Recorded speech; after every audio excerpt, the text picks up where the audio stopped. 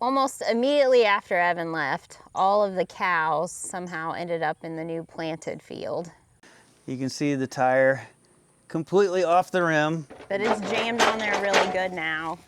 Hey guys, I'm Evan, and today I took a road trip to Louisville, Kentucky, and I am at the Equip Exposition. This is an outdoor power equipment show, and it's basically made for business owners, you know, people that work construction equipment or heavy equipment or outdoor equipment, or people that sell it. So it's not really open necessarily to the public, but luckily YouTubers like me, I'm able to get in with a press pass and I can see all the equipment and try it out. And the cool thing about this show is they do have an outdoor area where you can actually use and test the equipment as well. So we're gonna go in here, we're gonna try to check out some new tractors from many different brands, as many as we can find. And then we're also gonna test out some equipment, see if we can find some unique stuff.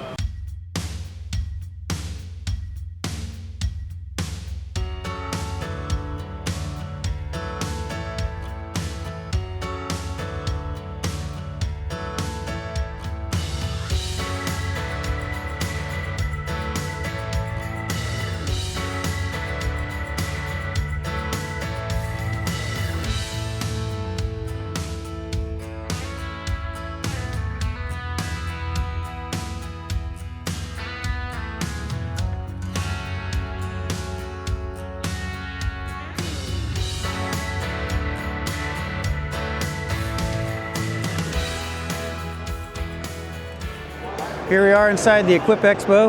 About every brand imaginable for outdoor power equipment. So the tractors I'm going to be looking for today, I'm looking for a minimum of 40 horsepower, and I would like it to be hydrostatic so it's easy for Rebecca to be able to drive. And then I also would want the lift capacity on the loader to be a minimum of 2,200 pounds because that's what the 2025 is.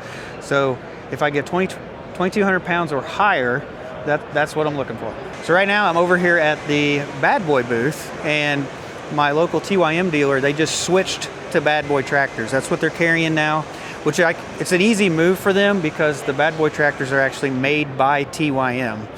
So it's easy for their mechanics. They probably already know how to work on all the engines and equipment. So when I'm looking here, there's only really one tractor that's above 40 horse. And that is this tractor right here. This is their 55CH. I will say I do like the color scheme on the Bad Boy tractor. I like the orange and black. All right, so looking at this, you can see roughly what the price is. We would probably be looking without a backhoe, so it's looking around $45,000. That's a promo price for the show, but that's probably what you could get it financed for. Lift capacity, 2,700 pounds, has a heated seat.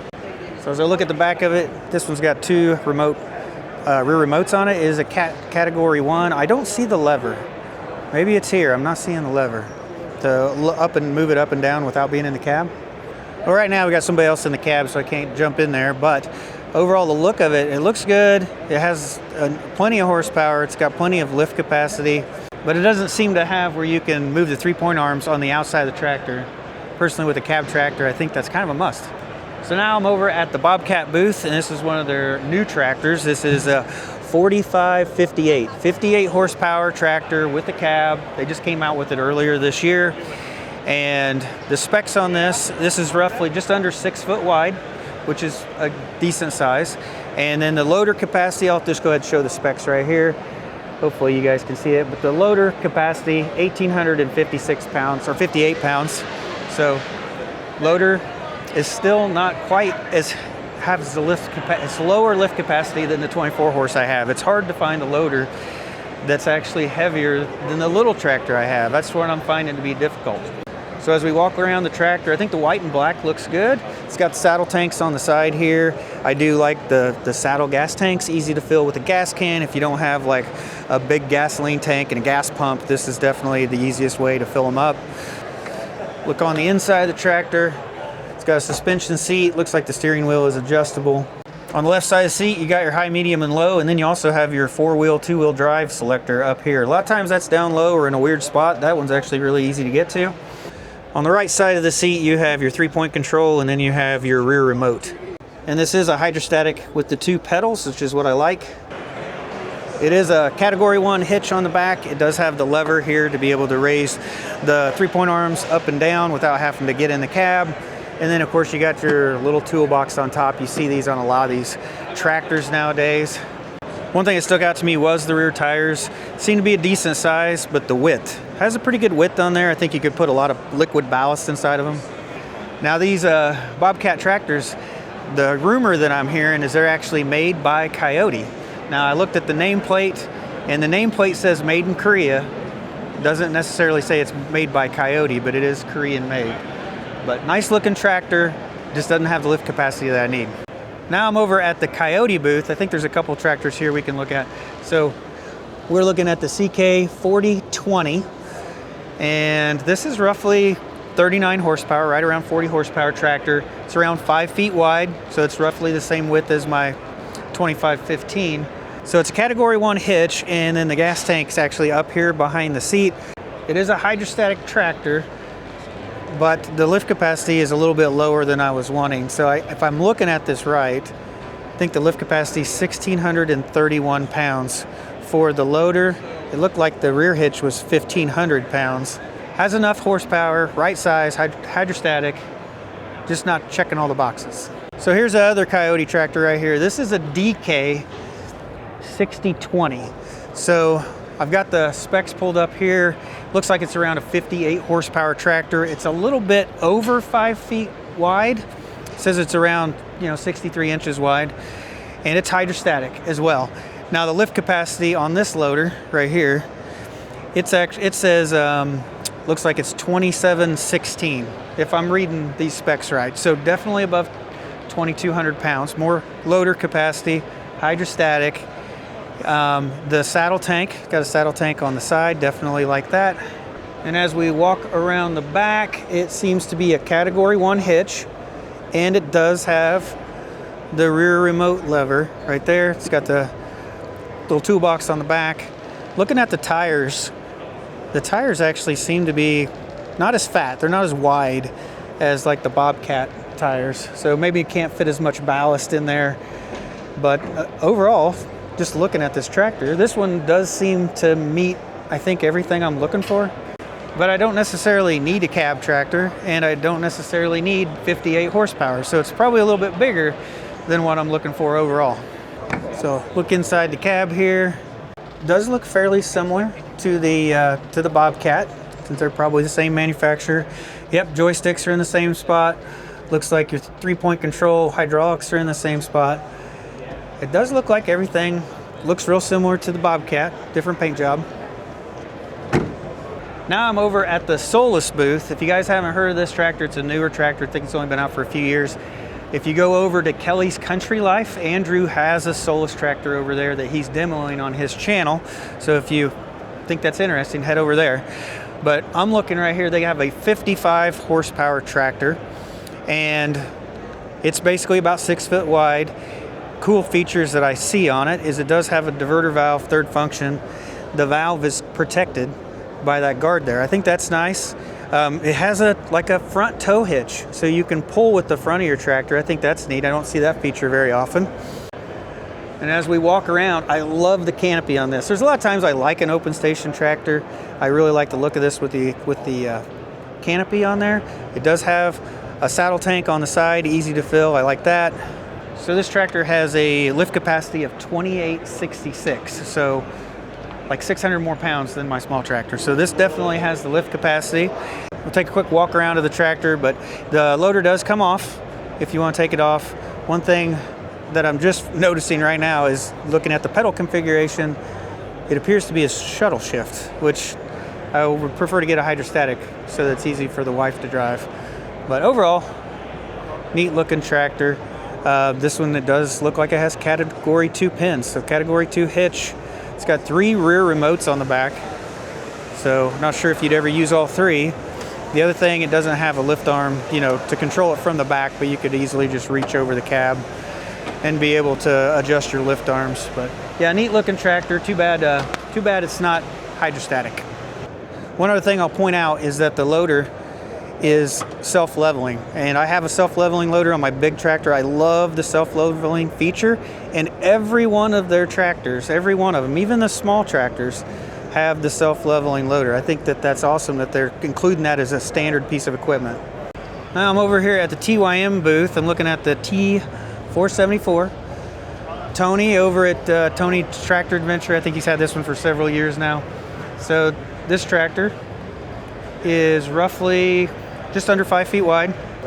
It is a Category 1 hitch. It's got the gas tank on the top. Not my preferred way to have it. It does have the arm on the back for lifting the 3-point arms up and down. Super handy when attaching implements. Nice big cab in here, hydrostatic. And then the loader capacity on it. Loader capacity is, according to what I just Googled online, it is 2150, which is actually like 50 pounds less than my 24 horsepower tractors. And it's close, but it doesn't check all the boxes either.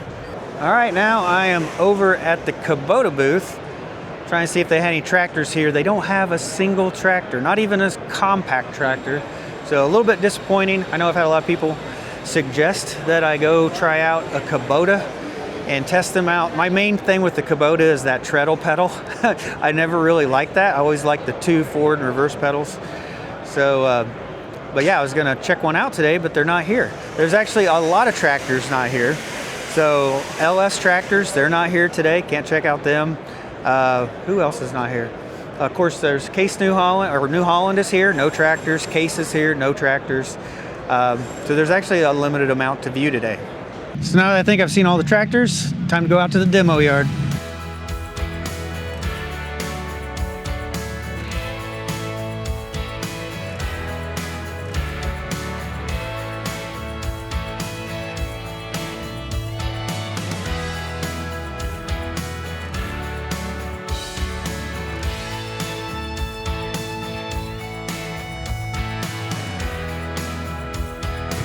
It's kind of like being at a theme park for outdoor equipment, and imagine like all the best rides have the longest lines. That's exactly what this is. All right, you see that articulating with the log grapple? I'm gonna test drive that right there.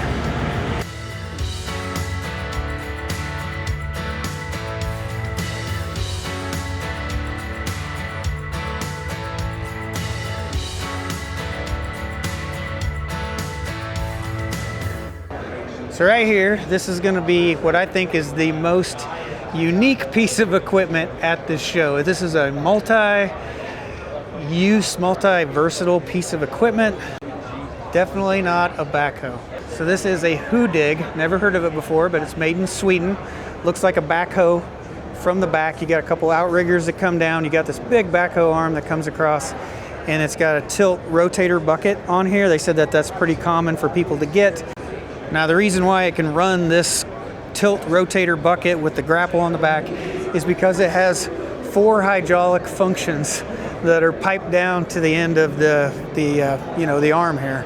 This right here, this is a man lift basket. It telescopes, it's got 4 sections that it telescopes up to 67 feet in height that this man basket can lift in the air, which actually this will, come up and it actually parks on top of the cab. So when you're driving down the road, this basket and everything will sit way up there on top of the cab. But it's a backhoe, it's a man lift, and then on the front you have your loader bucket on the front. And the loader bucket also has 4 hydraulic functions on it. And then as we walk around the tractor here, I'll probably be able to show you right here in the middle. You can see that's the hinge point right there. It's actually articulating. This is an articulating loader with a backhoe and a man lift. And this machine by no means is small. You have a total of 4 steps to be able to get up inside of the cab. Plus, it has a remote control that you can wear, and you can stand beside it and you can operate the machine outside of the cab, just standing next to it. Anyway, crazy machine. Never seen anything like that.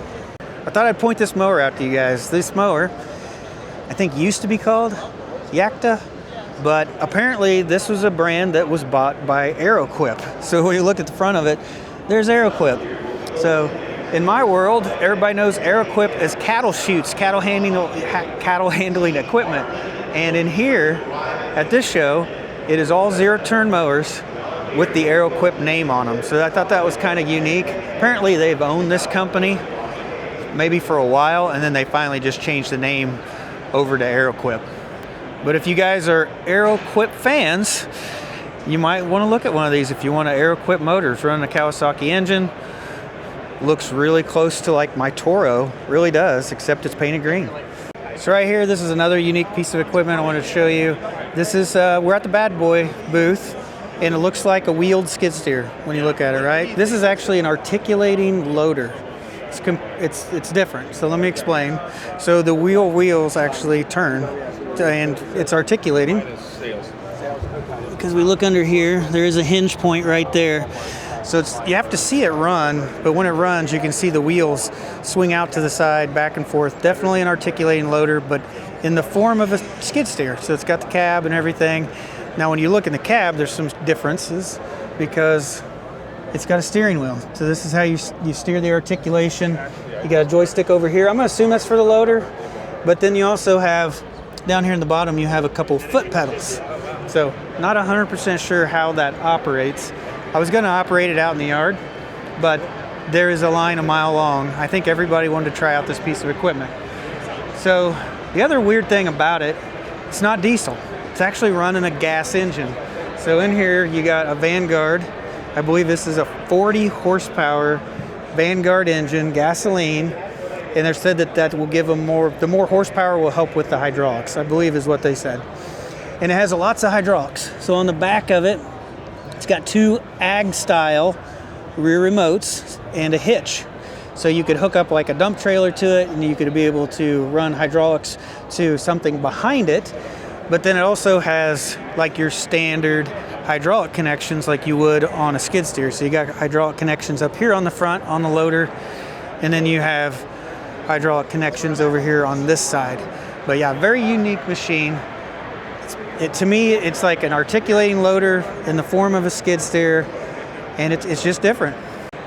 And this is a brand new piece of equipment that they just came out with this year. So if you're interested in something like that, check it out. Bad Boy Mowers, they're the ones that make it. Well, I think I've seen everything here at the show, probably at least 2 or 3 times. I don't think there's really anything else that I find too interesting to show you guys. Didn't really find any tractor that really applied for what I was looking for, so I'll just have to probably go around, check out my local dealers, see what they got. But yeah, this was the Equip Expo. Believe me, I did not show you everything. There is more lawnmowers here than you would ever believe, probably 1,000. So a lot of landscaping, a lot of outdoor equipment, a lot of stuff I didn't get to try out. But the great thing about the trip was I got to meet up with a bunch of other YouTubers. I bet you 20, 25 other YouTubers I got to meet and talk with. So that's what makes the trip worth it for me. I'm not really, I mean, I make this video, I show it to be, you know, looking at tractors and equipment and stuff like that. But the real reason I'm here is so that I can meet other YouTubers and get to talk with them. It's nice to be able to share ideas and share experiences with each other, and maybe even go out to eat with them and do that. So that's what really made the trip for me. It's just kind of a escape from home and get to meet the people that I only get to see once or twice a year. So I think that's going to be it. I'm going to start heading out of here, and tomorrow head back home. All right, it's next morning now, getting ready to head home. And apparently everything did not go very well for Rebecca. So I think when I get there, I might have a few things I need to fix. All right, I just got home a few minutes ago. I think Rebecca had a little bit of issues when I was gone. So what ended up happening? Almost immediately after Evan left, all of the cows somehow ended up in the new planted field. And that was at like 7 a.m. It was freezing cold. Apparently the end of the fence, Evan forgot to put like a gate latch or finish that end. So they all got in. Took me about 45 minutes. And I managed to get them all circled back into their pen and kind of wove together a makeshift end of the fence. Yeah, I'd forgot the very far end of the new fence. There was a gate opening, and I didn't put any electric fence gates or anything down there.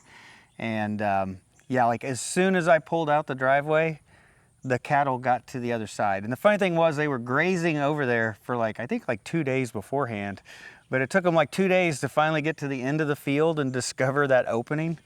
So yeah, like as soon as I left, trouble started. I lectured them and I told them, we're not playing while Daddy's away, the cows will play. That's not nice, so yeah. Yeah, and then then yesterday, she had a little bit more trouble. Yeah, so Ellie ran out of hay and she was very upset about it. So I thought, I mean, I've not hauled a round bale, but I figured I could do it. So I got the little tractor out and I got just into the driveway and realized that the tire was flat. So I brought it over here to air it up, but before I did, the tire came off the rim. Yeah, and if you remember, I think the last video, I had put green slime in that tire and it had held long enough for us to do that backhoe job, but obviously it went flat while I was gone. And now the tire's off the rim, green slime is coming out onto the concrete over here, and we're gonna have to try to get that put on. So then you decided... Well, I thought I'll use the big tractor. I'm not as comfortable with that, but I thought I can do it. So I managed to get the hay spear on, I thought. I thought, that's the key word, she thought. I felt pretty good about it, and I took off down the driveway, made it around to the hay bales, and it looked like there was a hay bale lined right up with me, and I rammed it and the hay spear fell off. But the problem was the hay spear was kind of at an upward angle and it was stuck in the hay bale, and it's kind of heavy. It took me, I probably spent an hour trying to get it out or get it back on. And then I called Evan. Yeah. So, well, of course, I'm not 100% understanding how the hay spear is stuck in there, why it won't come out. So I just suggest that she gets a chain, tries to wrap around it and wrap it around the front of the tractor and see if she get the tractor to pull it out. Which I did, and that worked. Getting it lined back up and on didn't take me quite as long, maybe 20 minutes. I finally got it on and latched on. I got the hay bale on there. It was a little crooked, but it was on. And I managed to get it to Ellie, so she was happy. Yeah, so she sends me a picture of this hay bale, and it's sitting in the, instead of like sitting in the hay feeder, like on its butt, on its side, or whatever you want to call it, it's like, well, it's sitting in there different than I normally set it in there. But she's like, I got the hay bale in there. I'm like, well, good job. Well, then about, I don't know, how many minutes later, 10, 15 minutes later, I get a text that she's not really sure what happened, but now the hay spear won't come off the tractor.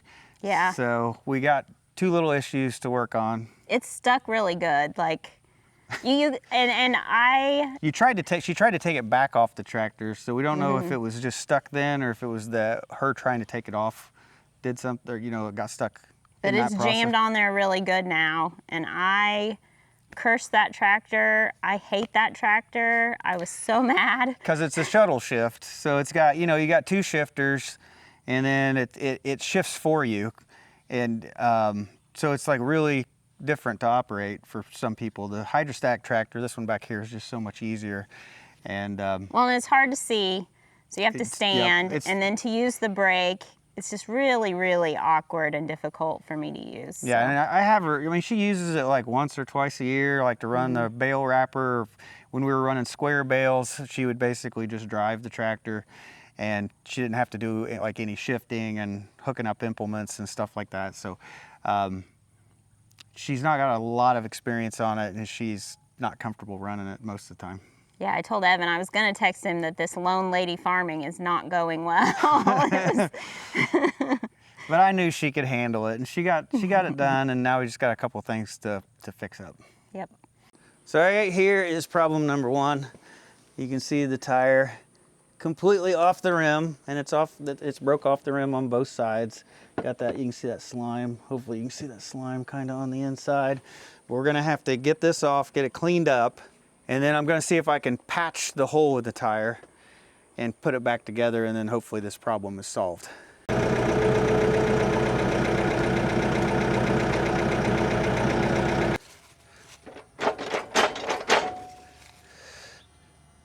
Yeah, it's engaged on this side, and this side's sticking out the front, and it's bound.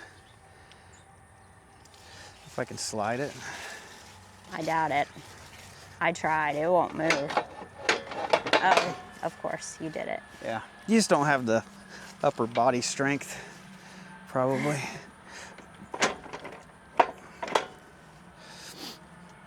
That pin is actually still slightly engaged, that's why. So that handle is tilting this way, it needed to be that way a little bit more.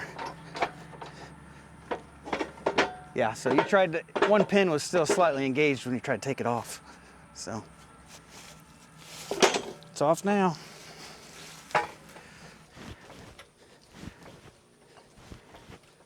I got a feeling we're gonna need a pressure washer hooked up to be able to clean up all the slime.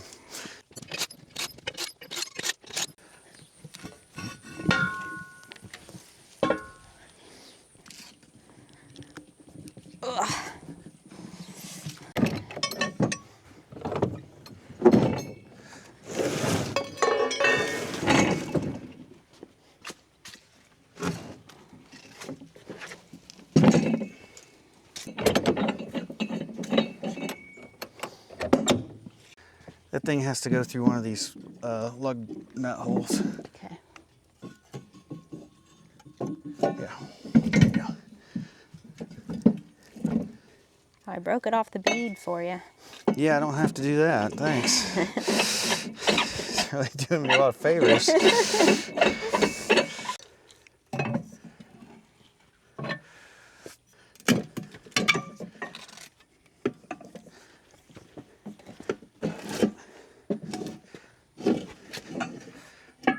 That slime, I think, helps it spin. Yeah, it probably lubricates. There we go. Okay.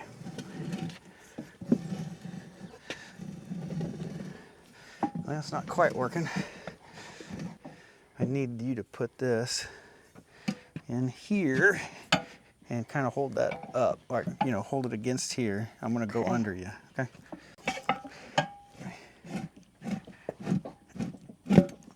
So that bottom one's a little tougher. Okay, yes. Here, switch me sides. We're about to get it off. There, ready? There we go.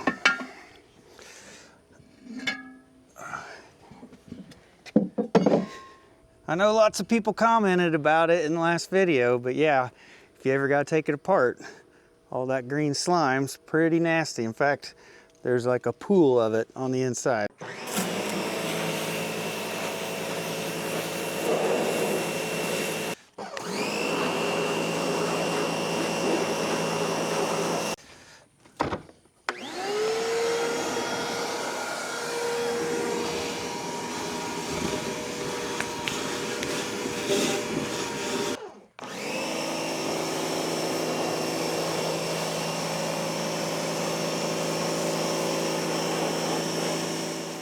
So we're pretty sure this is the hole we need to patch.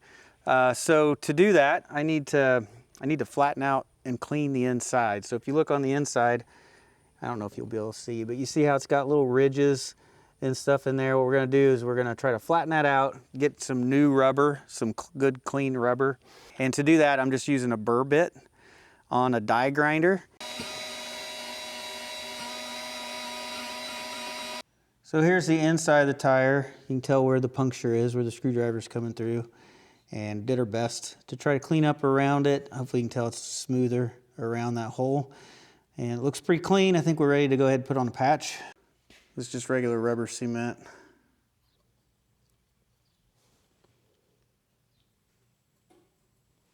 Here's my little rubber patch.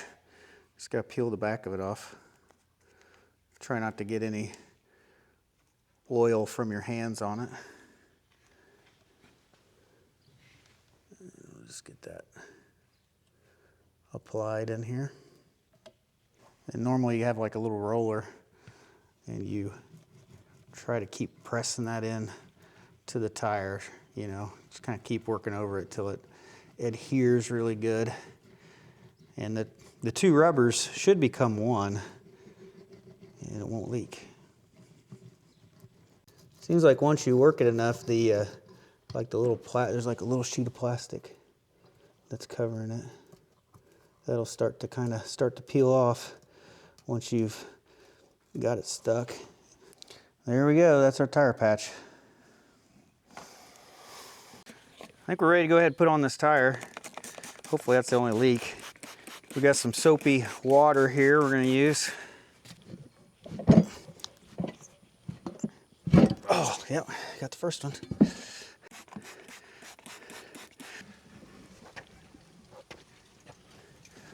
Wants to twist on me.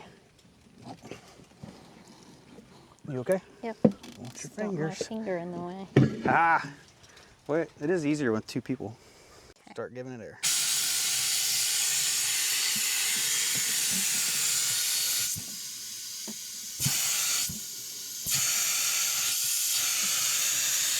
Well, since I don't have any way to put a blast of air like into the tire so that it expands and seats itself, we're going to use a ratchet strap.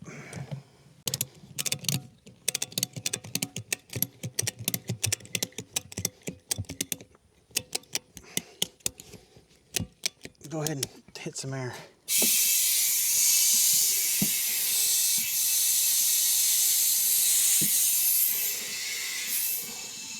Oh, I think it's going.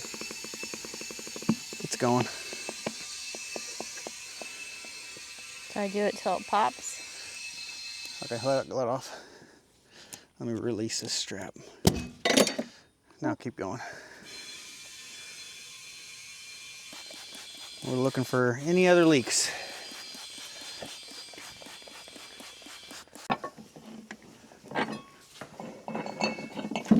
Well, I don't see any leaks on that side.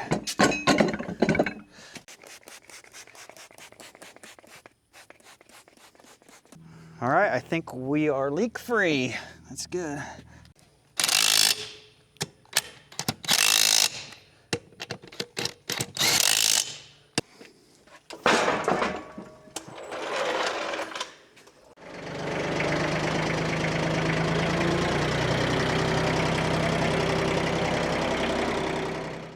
Well, it seems like every time I leave for a couple of days, something is bound to happen. But I know Rebecca, she's very capable, she's a hard worker, and she's not afraid to try to do anything. And she's just stubborn enough where she'll just keep on trying until she finally gets it done. But overall, I mean, nothing was like majorly broken or messed up. Got everything fixed, and she was able to work through everything. So now that I'm back, I think I'm ready to go ahead and start tackling some more projects. And I guess I'll just see you guys in the next video. So thanks for watching.